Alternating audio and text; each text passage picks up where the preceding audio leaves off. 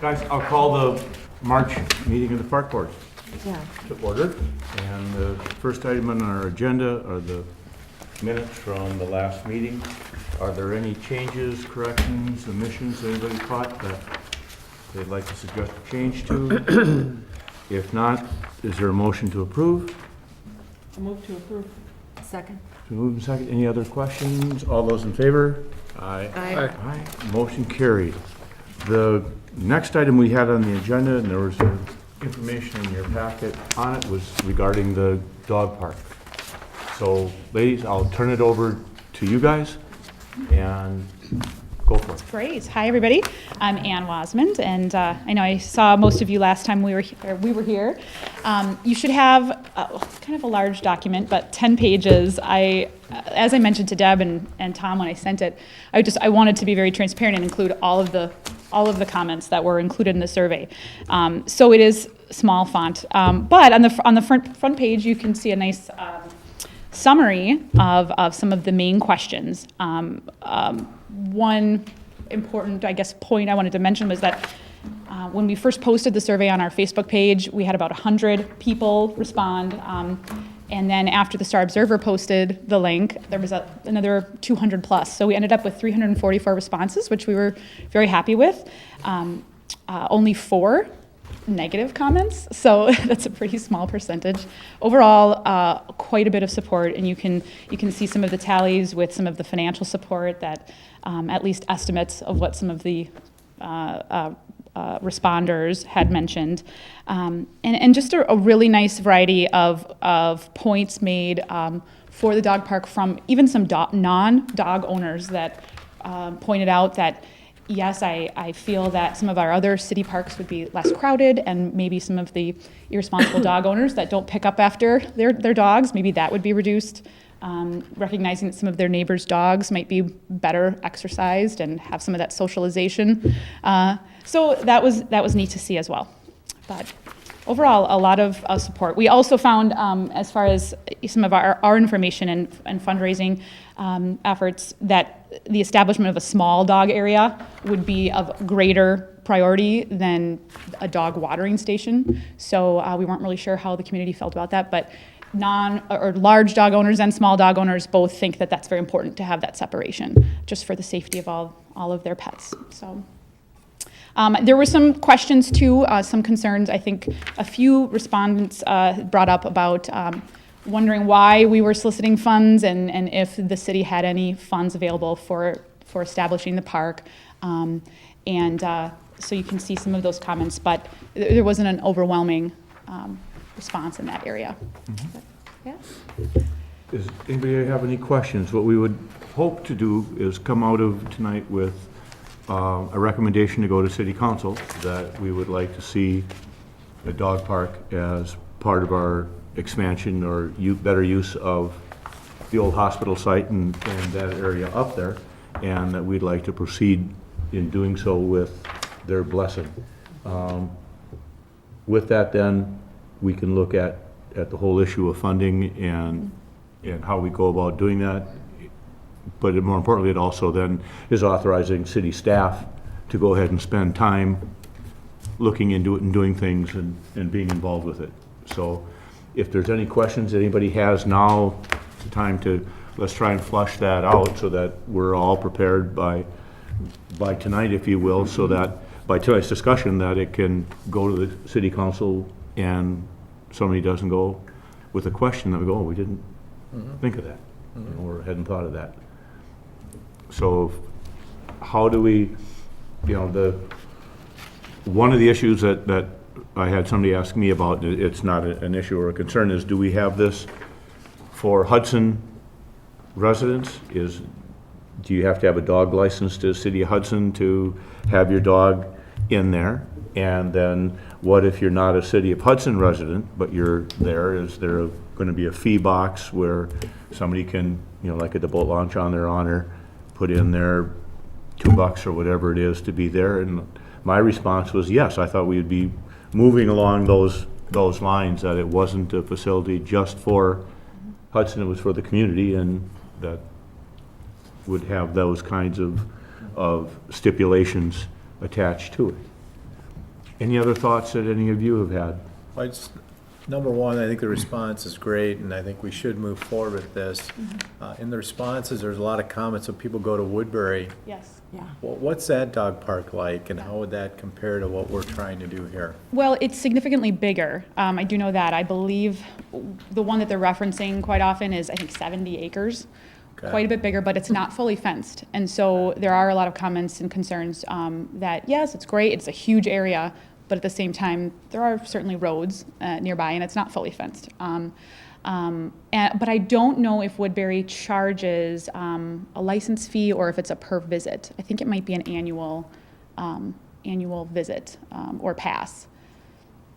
What do you guys feel as far as a fee structure? What type of ideas are you guys throwing out Well, there? initially we had some ideas of raising the cost for a dog license in the city. Okay. I think right now, is it 8 or 10 for a, I can't remember the figure, you get. But, not significantly, but even a few dollars, for those.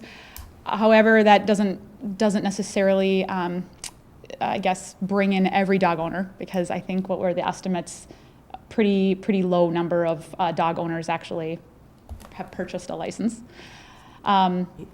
Yeah, I believe it was about 300 or, anyway, we estimated there was a much larger number of dogs.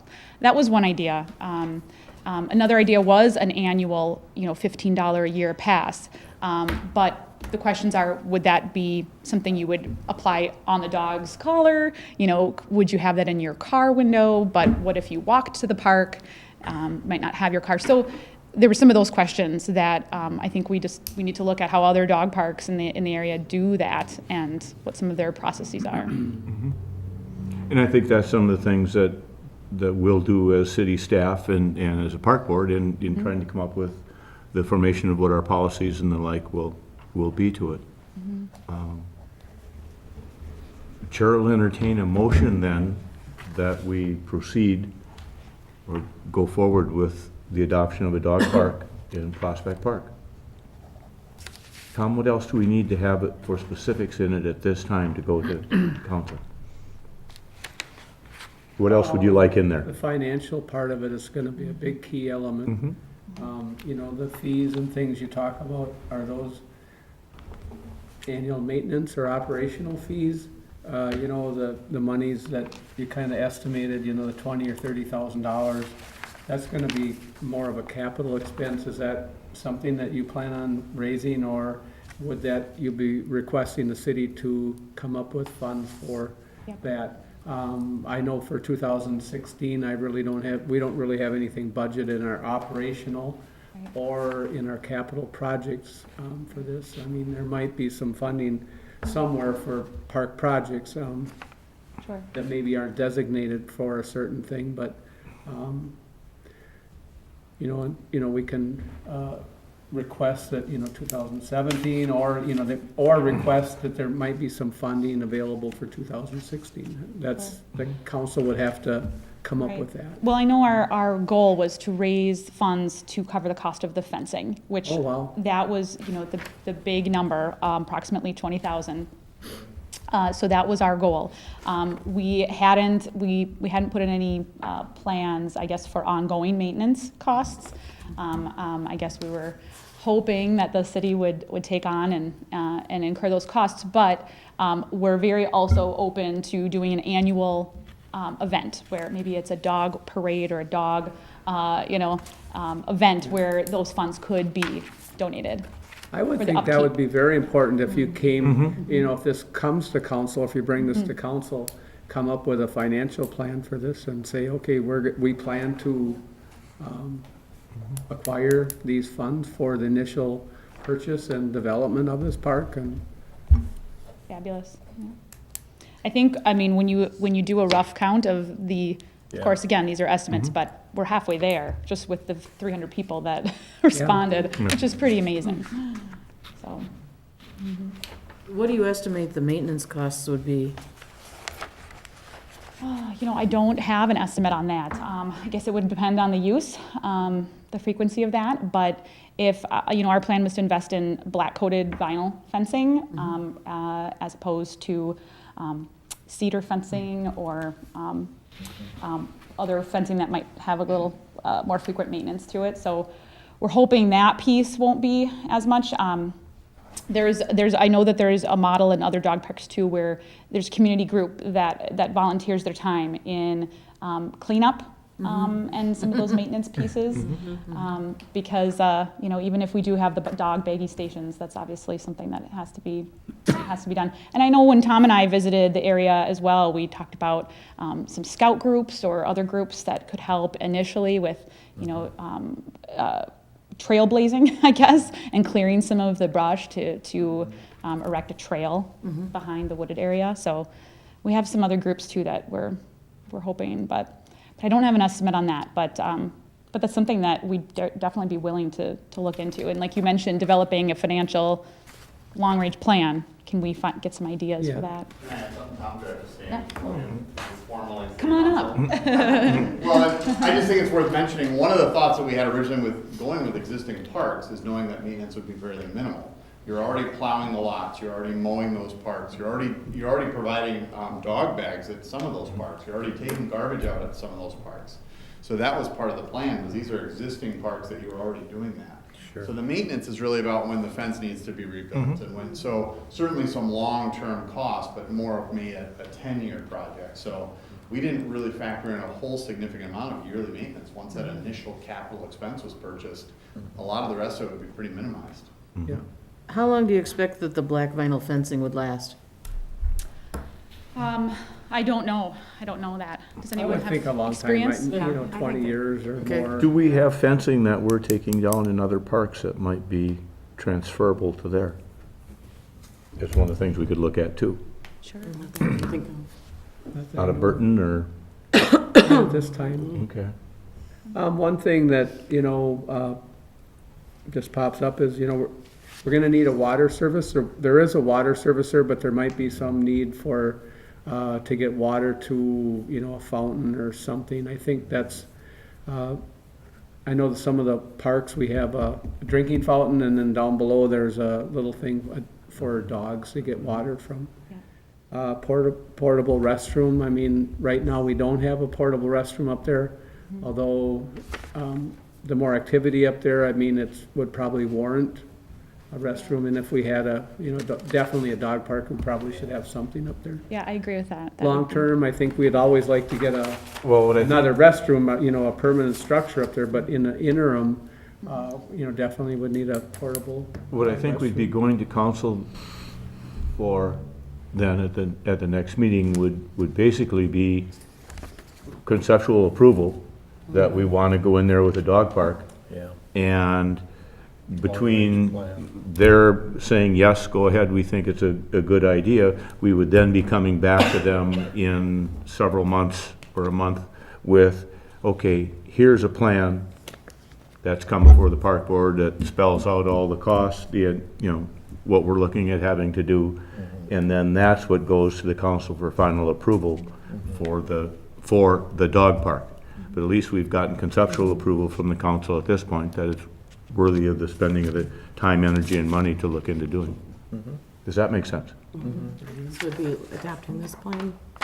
We'll come back with Designating it. whatever is the most logical to do based on what we find out with funding and everything else. We can add more detail to that. That was Yep. an older, rendition, and we can add any other necessary, financial details to that too.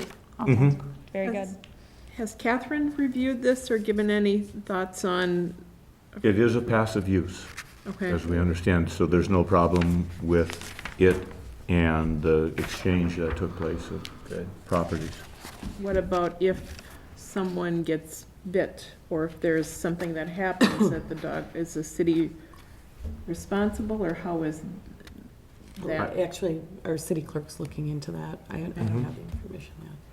I think at many dog parks, there's essentially a, recognition of risk in that, that's on the signage, and you go and you enter the area knowing that you're entering and accepting that risk. So I think Just there like could be, in any of our parks, if somebody were sure, to be on there with a dog that bit someone else, They're liable. yeah, but we aren't. exactly. Exactly. we didn't create a hazard that caused them to come there and thus are participants in the injury occurring. I have a question, as far as location, how far west would the fence go into the woods? Because we have a lot of room up there that it's buckthorn, it would be great to get it cleared out. And I almost think, you know, if we could push it more out towards that bluff and utilize, because it's fairly level, Yeah, and I right think up that, into that bluff area. I Yeah. think that would be our goal as well, and Yeah. have a nice winded trail going Yeah. through the wooded area. Yeah, So you basically have more area really in that wooded area Yeah. as we would in the open field, I mean, compared to the open field. and I think that might make, you know, if there is any objections from the neighbors, if you're more back in that woods, you know, there's a little more of a buffer. And actually looking at the role of the stewardship grant that we have, that really appeases that a little bit more as well, I think you're right. so. So I guess my thought is, we're not set in stone with this actual location. We are not, we are And open. I like that part of the park, but I think we could go farther west with it. Absolutely, yep. Okay. So that being said, Ron, Make a is, motion that we move forward with this. I'll second it.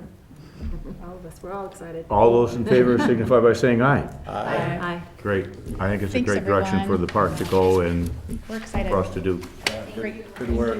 Thank you very much for all the effort you've put in so far in bringing this forward and everything. I think it could really be a Great. cool addition. Yeah, I'll tell Well, I was Pat. impressed with all the responses, so. Yeah, and I've had, You know what, Pat, is that when that golf course area gets developed, we will have funding where we could potentially do bathrooms, shelters, you know, it might be a little while, but we might be a little better off financially with some funding up there.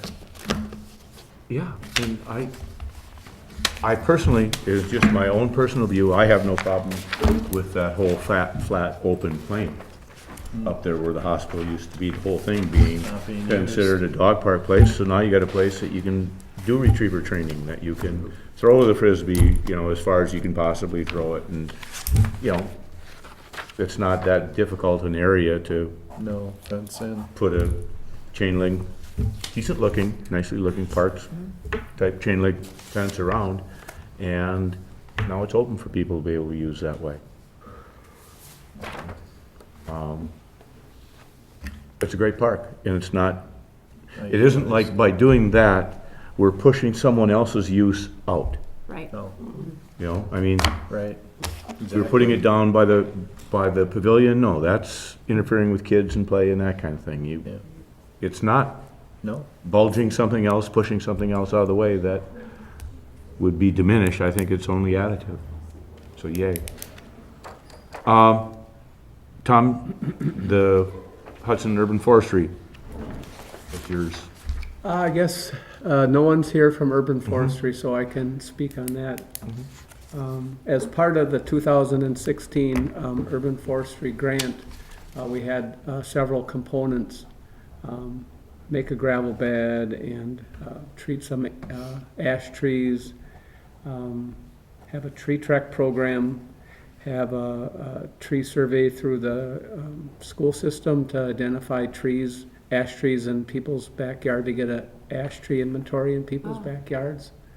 So that'll be through the school system. A couple guys are working on that in the urban forestry group.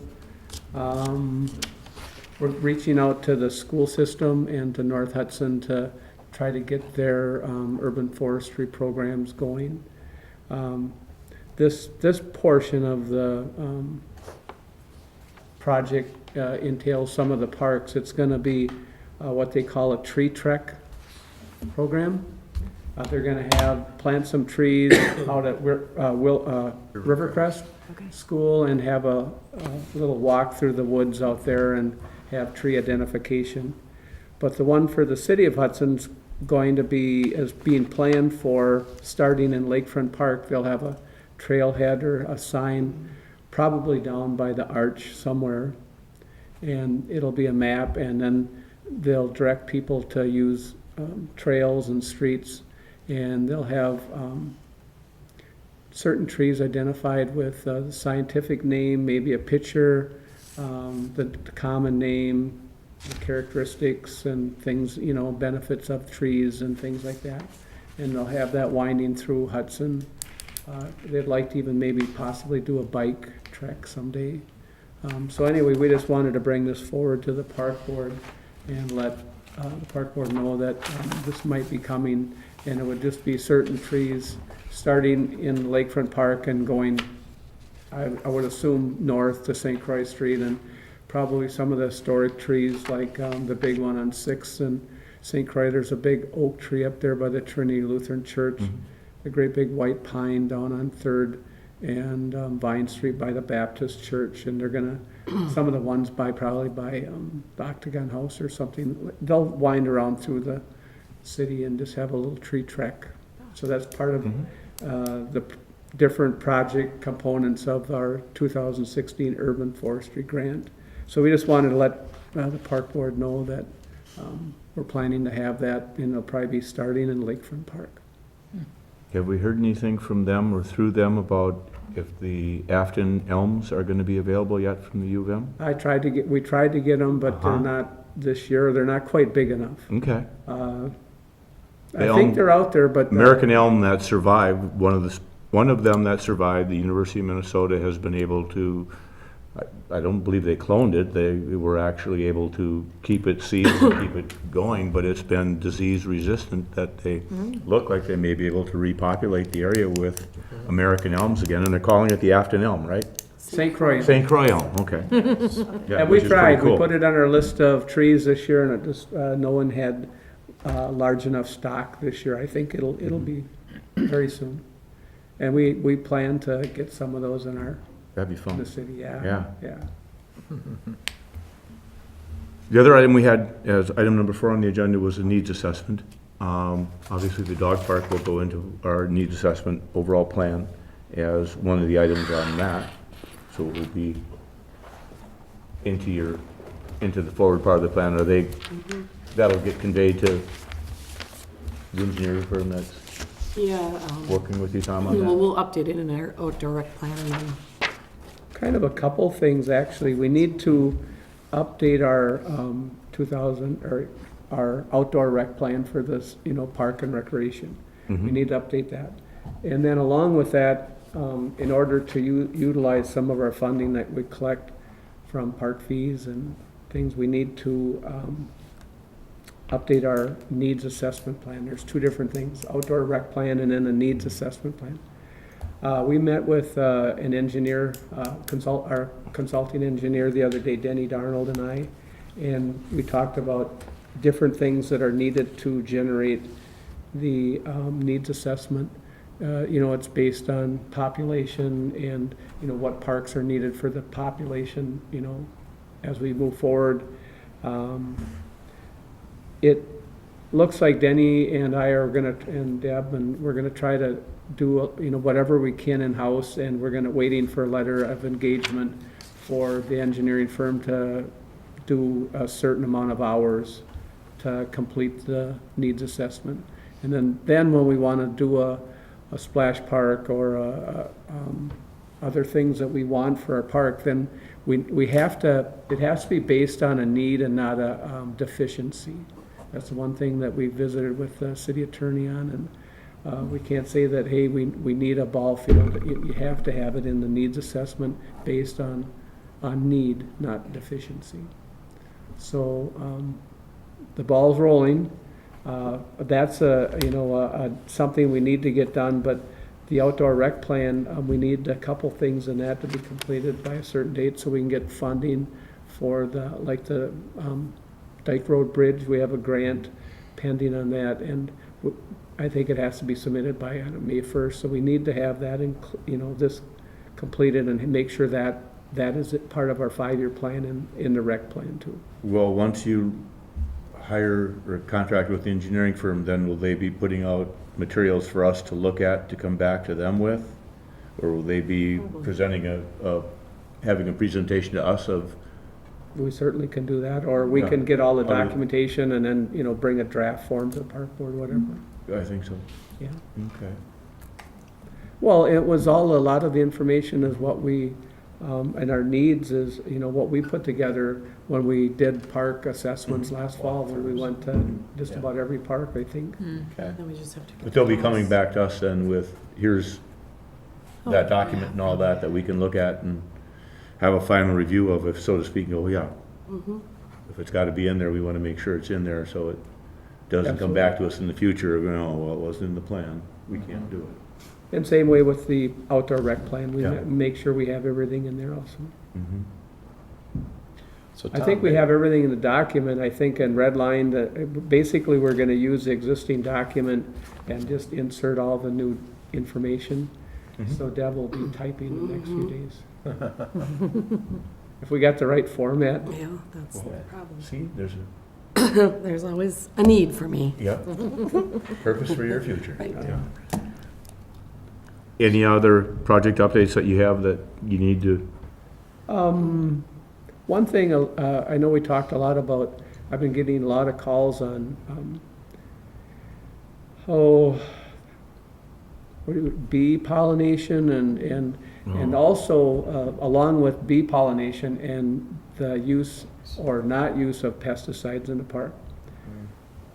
So I think I spent a couple hours this afternoon looking at pesticides and how we can not use pesticides in our park. I met with this group from Siandra, or Siandro. Oh, yeah, yeah. Eckhart and a couple other guys, Jones, I forget her last name. They're very interested in not using as many chemicals and pesticides in some of our parks.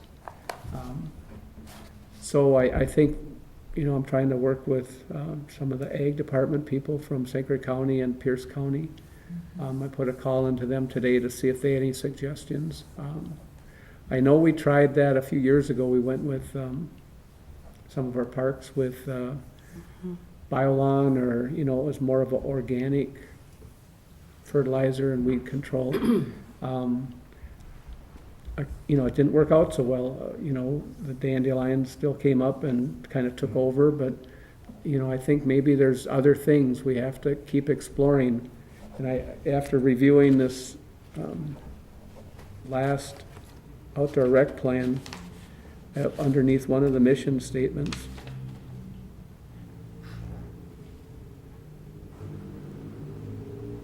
to implement best management practices to reduce stormwater runoff, improve water quality by reducing the use of fertilizers and weed control applications.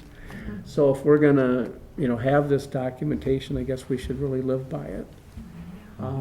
So anyway, I'm working through that. If anyone has any ideas or suggestions, I don't think Lakefront Park, if we do this, I don't think there's gonna be weeds. It's not gonna look like it is right now. They say it's gonna be okay, but, there has to be a acceptance, and if that's the route we wanna go, then just, Be I know- prepared for the flack that, Tom, do you Doesn't guys look like put the up the golf cart. signs that pesticides have been, Yeah, and we have, and that's what, kind of draws some of the attention is, hey, pesticides are used here, and then do not walk on the grass for 2 hours or something. According to the people that we do the fertilizing, they say that they're safe. But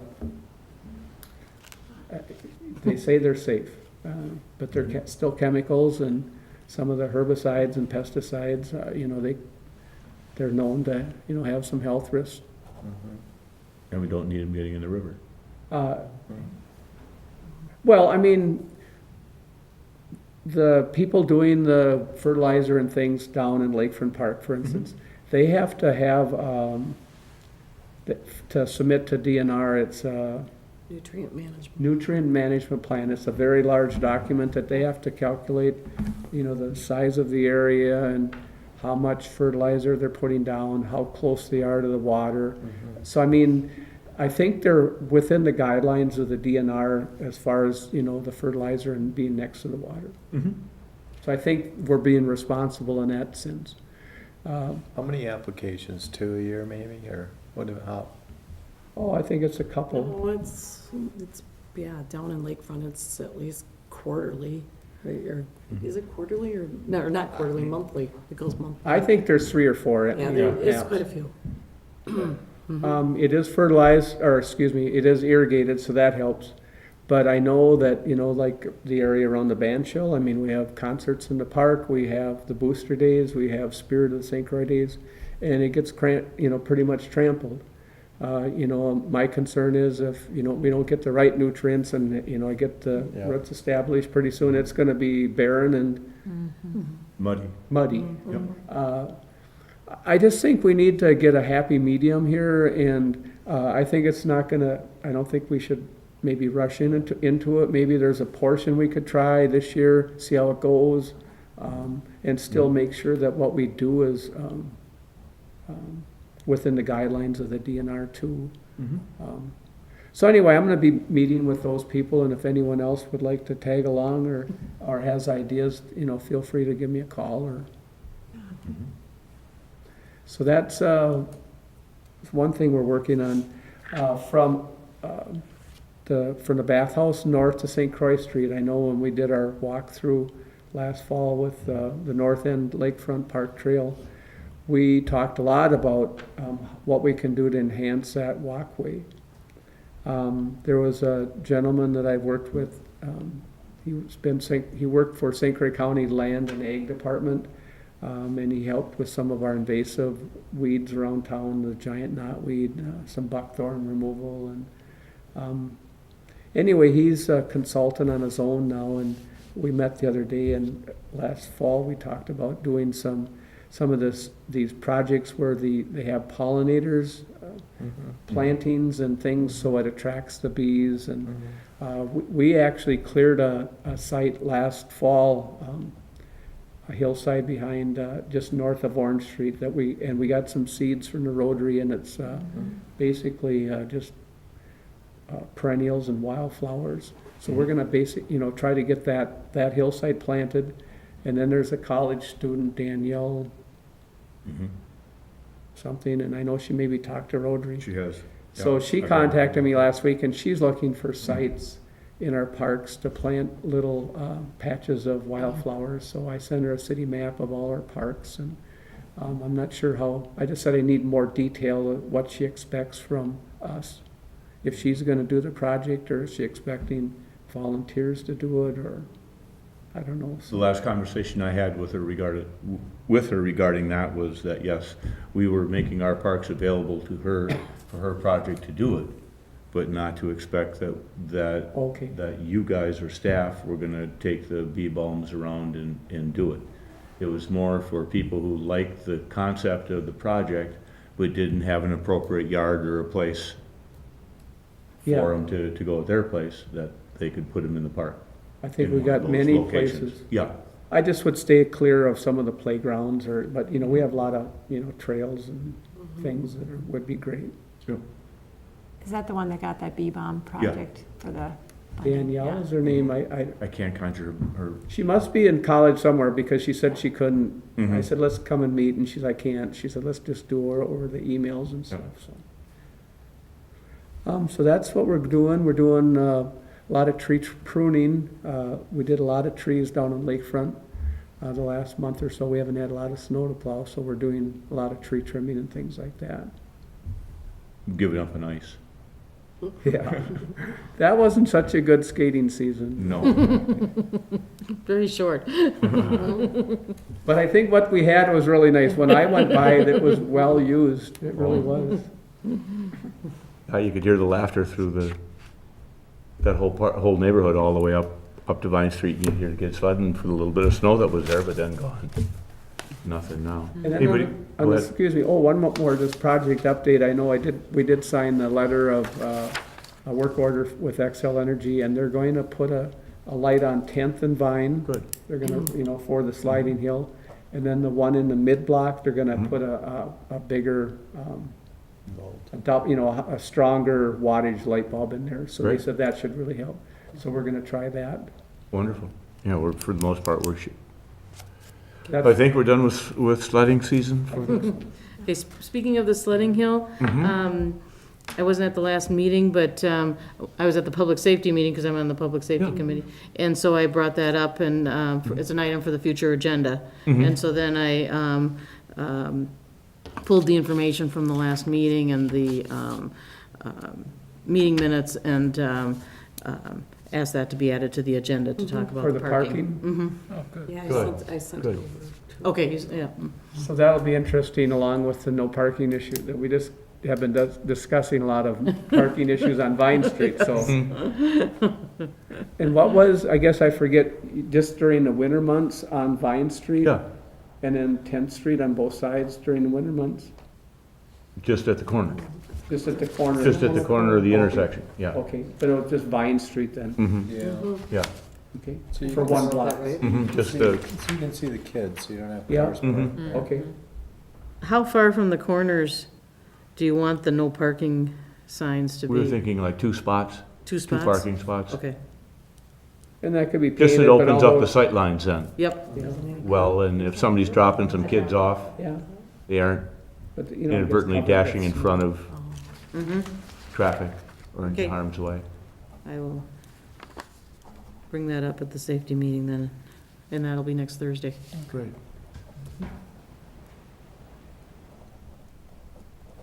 Any other items for future agendas? What, remind me on the pickleball court.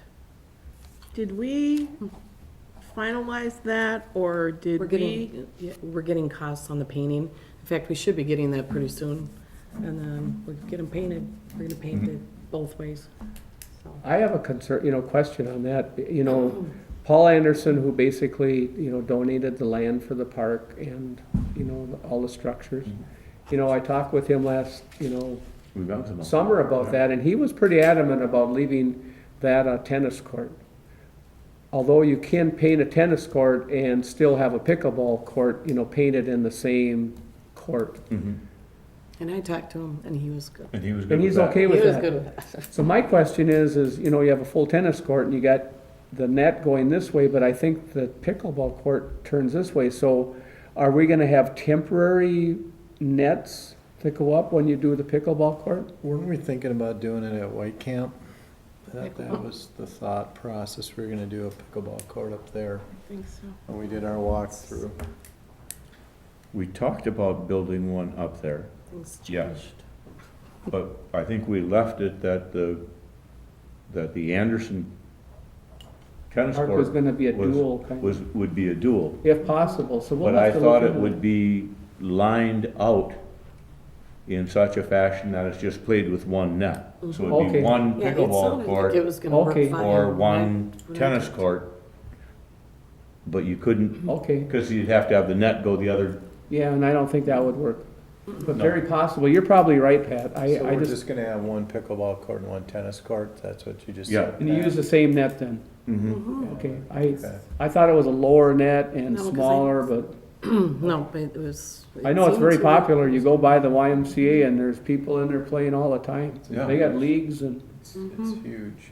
so that's something interesting, like when we do this needs assessment and you talk about Yes. pickleball, with that Presbyterian homes up there, with this is a pretty popular sport for people that are, a little bit older. Mhm. And, that generates the need for things like that. Then it's easier to use our funding for that. So And ex- that should be very helpful, I think, when we get And I think this. that was more the logic of the one to go, or courts to go Yeah. at White Camp, Right.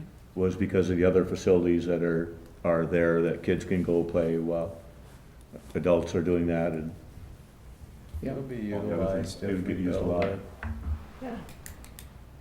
I mean, in Florida, they're ripping up tennis courts and putting pickleball courts. We have a condo and that's what they just did.